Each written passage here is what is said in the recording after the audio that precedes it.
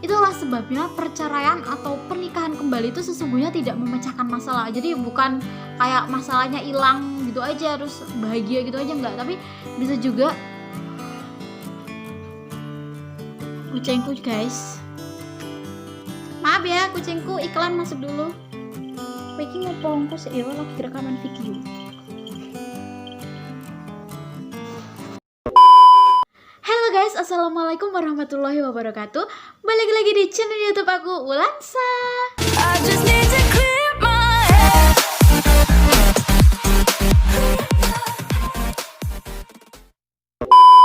Oke guys, sebelumnya aku ucapkan terima kasih buat kalian yang sudah klik video ini. Nah, buat yang baru gabung, salam kenal ya. Di sini aku akan menjelaskan tentang bukan tipe kepribadian lagi. Nah, kemarin kan aku udah bahas kupas tuntas tuh tentang tipe kepribadian juga. Nah, ini aku mau bahas topik yang lain. Ayo, siapa yang penasaran? Nah, kalau kalian penasaran atau kalian kepo, kalian harus tetap stay tune, jangan di skip. Pokoknya kalian harus tetap stay tune sampai akhir tonton video ini. Jangan lupa juga di subscribe dulu video ini, bukan di video ini ya, channel ini ya, supaya aku rajin update video baru. Jangan lupa juga di like, comment, dan share ke seluruh sosial media kalian. Happy watching. Oke guys, langsung aja ke topik utamanya. Di sini aku akan membahas tentang belajar untuk memahami pikiran pria.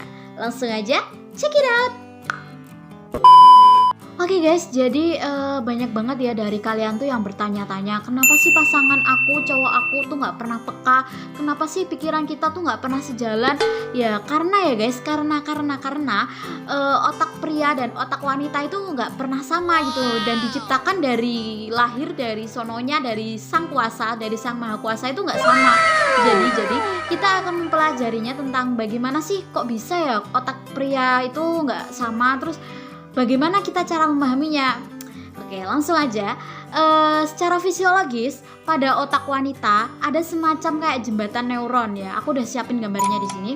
Nah, jembatan neuron antara lobus kanan dan kiri otak besar, sedangkan pada pria itu tidak ada. Jadi kedua lobus otak kita itu ditakdirkan untuk memikirkan gitu, memikirkan hal dengan cara berbeda. Sedangkan pria itu menggunakan logika, kalau cewek itu menggunakan estetika, atau kalau biasa disebut tuh pria itu kayak maskulin gitu ya, terus kalau cewek tuh feminim gitu, kayak lebih menggunakan perasaannya, terus kalau cowok tuh menggunakan logikanya. Makanya ada yang bilang cewek itu 99% tuh nafsu, kalau cowok itu 1%-nya gimana sih? Bukan. Cewek itu 99%-nya nafsu, terus 1%-nya itu akal, sedangkan cowok itu 99%-nya itu akal, terus 1%-nya itu nafsu. Makanya nggak ada yang namanya Adam nafsu, adanya Hawa nafsu. Oke, kembali ke laptop guys. Jadi, wanita itu akan cenderung selalu menghubungkan satu hal dengan hal yang lainnya, sementara pria itu enggak. Soalnya, gimana ya, wanita itu kan kalau ngucap itu kayak ahli sejarah gitu ya. Kayak wanita itu sering banget ngungkit-ngungkit hal-hal yang lalu, apalagi tuh tentang masa lalunya cowok gitu, kayak ingat banget, kamu dulu tuh pernah ngelakuin kesalahan ini, kamu dulu pernah ngelakuin kesalahan ini. Jadi kayak ahli sejarah gitu ya, selalu ingat kesalahan pria. Padahal pria itu sama sekali nggak punya pikiran untuk mengungkit lagi. Makanya gimana kalau cowok itu nggak suka ya diungkit kesalahannya, diungkit masa lalunya, karena emang cowok itu nggak punya hubungan penghubungan suatu hal itu tadi, karena dari segi segi neuron dan lobus itu tadi, karena pria itu tidak ada sedangkan wanita itu ada. Jadi guys, sebelum lahir ke dunia, otak bayi pria itu dibombardir dengan hormon testosteron, atau pria punya 2 kali lipat lebih banyak hormon testosteron daripada wanita, sedangkan bayi wanita menerima hormon wanita dengan jumlah lebih banyak. Jadi hormon serotonin pada otak pria pun tidak sebanyak pada otak wanita. Serotonin itu bersifat menenangkan orang guys, sedangkan kaum pria itu kan kemungkinan cenderung akan berkelakuan tuh meledak-meledak dan spontan gitu ya kalau marah. Nah, begitu juga dengan hormon oksitosin. Oksitosin itu memicu insting 10 and befriend, atau bisa juga disebut dengan respon terhadap tekanan yang memiliki kecenderungan melindungi keturunannya dan mencari kelompok sosial tertentu untuk mempertahankan diri bersama-sama. Dan ada juga insting fight or flight, atau bisa juga disebut spontan terhadap respon yang ada atau tekanan yang di dalamnya itu ada aliran hormon adrenalin yang menimbulkan kayak reaksi fisik, terus kayak reaksi berkelahi, atau bisa juga melarikan diri kayak gitu.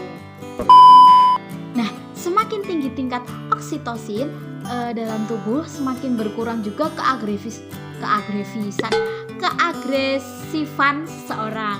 Nah, selanjutnya, orang dalam tingkat oksitosin lebih tinggi cenderung berempati lebih cepat dan langsung. Jadi nggak heran kalau wanita itu lebih mungkin memiliki ikatan relasi yang baik dan empati yang terhubung dengan pusat atau otak verbalnya, yang biasanya itu memunculkan pertanyaan, apa perasaan kamu, terus apakah kamu baik-baik saja, kayak gitu. Jadi antara bulan ketiga dan bulan ke-6 kehidupan bayi tadi, dalam kandungan itu hormon yang dibentuk itu mulai ada di otak kecil. Nah, itu tuh akan mempengaruhi cara individu atau seseorang bayi itu berinteraksi dengan dunia. Jadi hormon-hormon inilah yang nantinya itu akan membedakan fungsi otak pria dan fungsi otak wanita. Karena gimana juga pria itu kan terkenal dengan maskulin dan wanita itu terkenal dengan feminin. Terus otak pria itu diibaratkan kayak apa ya, ruangan gitu, ruangan arsip besar dengan kotak-kotak. Jadi ada kotak-kotaknya gitu ya di otak. Nah, itu tuh udah diberi label gitu. Ada misalnya ya, ada di kotak-kotaknya itu guys, ada label mobil, terus satu lagi ada label rumah, terus ada label tabungan, ada label sepak bola, ada label hobinya, ada label pekerjaannya, dan lain-lain. Nah, sedangkan pria itu kan kayak kalau sedang bermain game, yang dilakukannya itu otak mereka itu adalah membuka kotak game itu guys. Jadi kalau sibuk dengan isinya tanpa harus menyentuh otak lainnya, kalau udah fokus sama otak gamenya itu, ya udah dia akan terus fokus, nggak bisa tuh kayak lebih satu mikirin. Kalau udah main game terus mikirin ceweknya gitu, nggak bisa guys. Jadi kalau dipaksa itu kadang kotak-kotak dalam pria itu tadi, kalau udah memikirkan satu kotak, misalnya kotak game itu tadi, nah nantinya itu akan berantakan. Jadi karena mereka itu malas banget untuk merapikan, atau ya apalagi untuk merapikan kotak-kotak yang udah berantakan gitu, pria itu kan cenderung jadi lemot, atau diajak ngomong apa balesnya apa. Misalnya ada orang minta jeruk ngasihnya apel, kan itu kan nggak lucu ya guys. Jadi akan terjadi kayak sistem yang tidak merata gitu. Nah, uniknya pada kotak-kotak pria tadi itu ada satu kotak yang istimewa. Apa coba guys? Nah, satu kotak yang istimewa itu tidak ada isinya. Jadi nama kotak itu adalah nothing box atau kotak kosong. Jadi tempat pikiran kalau lagi ruwet. Jadi pria itu kalau udah bener-bener ruwet, udah bener-bener stres ya, misalnya ditambah beban pekerjaan, beban rumah tangga, beban sekolah, uang, utang, dan lain-lain. Biasanya kalau udah bener-bener ruwet, pikirannya akan kosong, dan cenderung orang yang kalau pria pikirannya udah kosong tuh ya gitu, pelompong gitu ya. gak nyambung diajak omong, ngah-ngoh gitu ya. Ya itu, kalau udah bener-bener ruwet tuh, stres tuh kayak gitu. Jadi nothing box ini adalah kotak favorit gitu bagi kaum pria, karena kotak inilah yang menyebabkan pria itu bisa menghabiskan waktu berjam-jam untuk tidak melakukan apa-apa gitu loh. Tetapi ajaibnya mereka itu tetap kayak hidup gitu, bahkan cenderung menikmatinya. Yang tak jarang tuh bikin kaum wanita itu kesel gitu kan, karena apaan sih, nggak jelas gitu kan. Kalau diajak ngomong nggak nyambung, diajak mikir nggak sesuai gitu kan, jadinya kan kosong gitu. Nah, contoh nih ya guys, contoh kalau otak pria itu lagi nothing box atau kosong, itu biasanya tuh gini, kalau ngerokok sambil ngopi doang, terus mancing tapi nggak dapet ikan, terus main game udah tamat diulang lagi, terus tidur ayam layah-layah sampai seharian, atau apapun bentuk kegiatan yang sia-sia lainnya kayak rebahan terus, main game terus, ya itu tadilah kayak melakukan hal itu yang nggak bermanfaat gitu loh. Nah, maka dari itu otak pria itu memang membutuhkan banyak waktu istirahat lebih banyak dibandingkan otak wanita.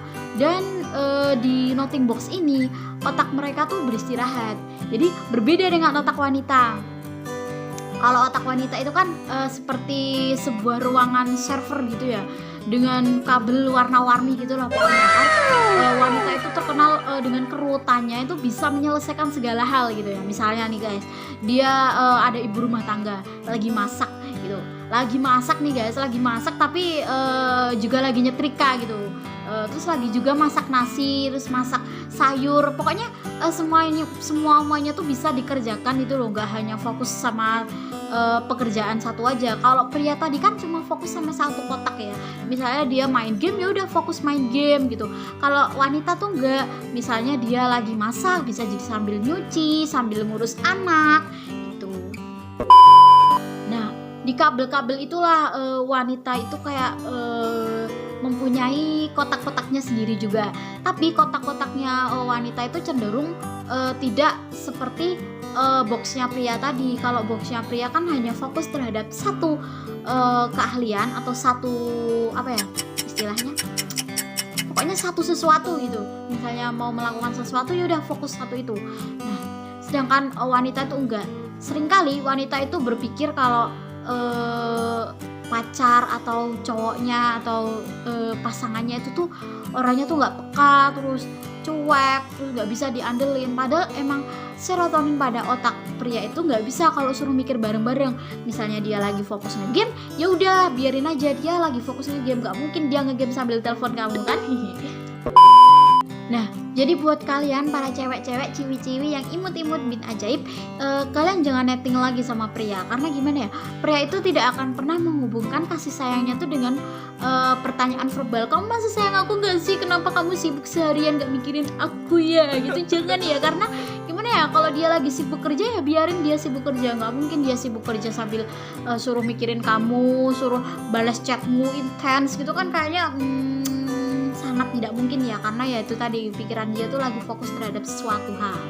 Nah, seringkali kalian bertanya, kenapa ya pria itu membutuhkan waktu lebih banyak atau lebih lama untuk dapat berelasi dengan apa ya, dengan mertua atau dengan teman atau dengan anak kandungnya sendiri bahkan.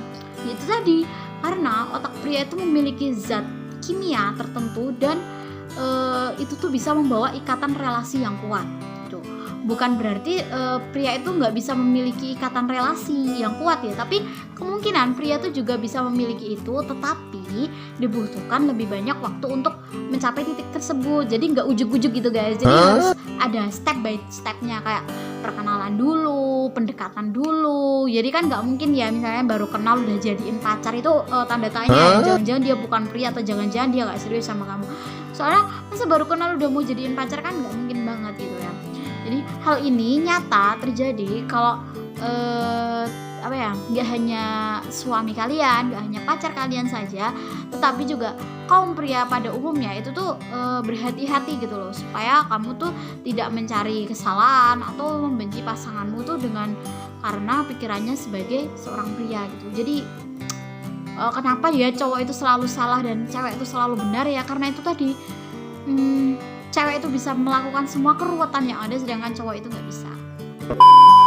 Nah, kebanyakan dari kita itu kan mempelajarinya tentang hubungan kita dengan lawan jenis, dengan pasangan kita, dengan cowok itu kan kayak berdasarkan intuisi gitu ya, kayak kemaskulinan dan kefeminiman. Otak kita itu tidak diubah dengan sebagaimana yang kayak diharapkan oleh banyak orang gitu ya. Padahal kalau kamu ingin memotivasi pria ya guys ya, dan berkomunikasi dengan baik tanpa adanya gengsi atau gesekan atau apa ya, pertengkaran gitu, berhentilah untuk mengharapkan ia bertindak atau berpikir seperti seorang wanita.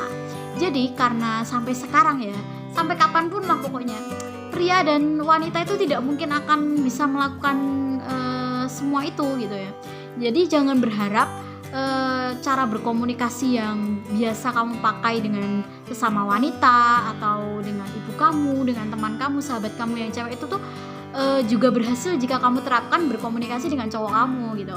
Jika kamu tetap kayak melakukan komunikasi itu, kamu kayak curhat ke temen cewek terus kamu samain dengan curhat ke pasar, pemikirannya tuh harus sama, jawaban mereka juga harus sama gitu, itu tuh nggak akan nggak akan relevan gitu loh, nggak akan bisa gitu loh. Jadi kalau kamu pengen melakukannya itu tuh sesungguhnya itu nggak akan pernah bisa bersikap adil gitu. Pokoknya tuh wanita dan pria itu beda.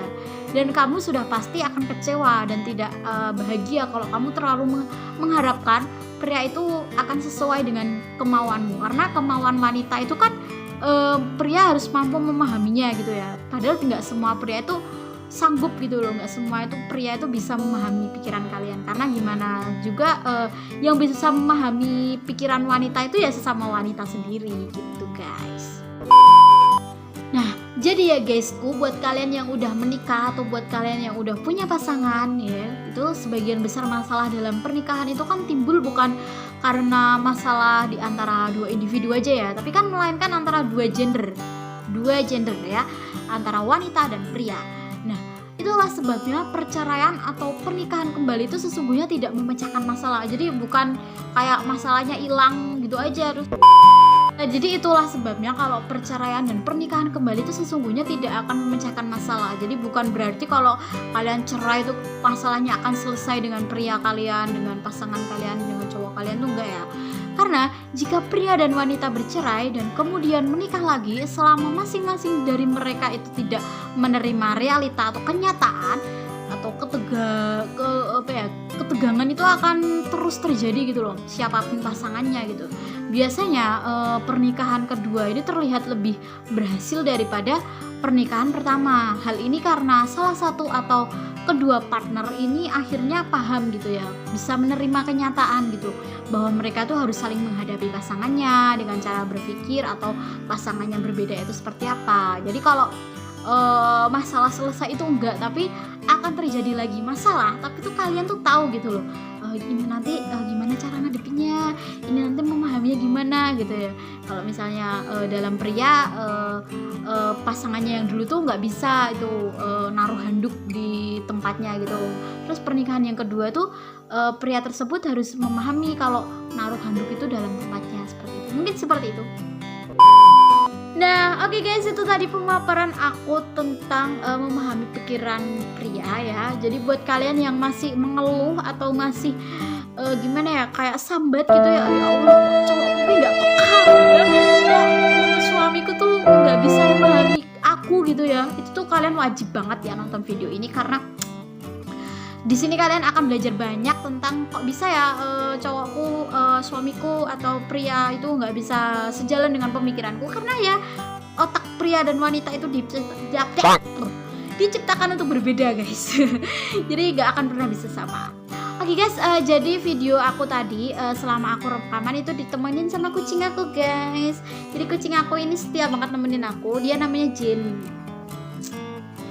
Oke, jangan lupa di like, komen, dan subscribe. Jangan lupa juga dinyalain lonceng notifikasinya supaya kalau aku update video baru kalian tahu. Jangan lupa juga di share ke seluruh sosial media kalian. Happy watching, dadah, assalamualaikum warahmatullahi wabarakatuh.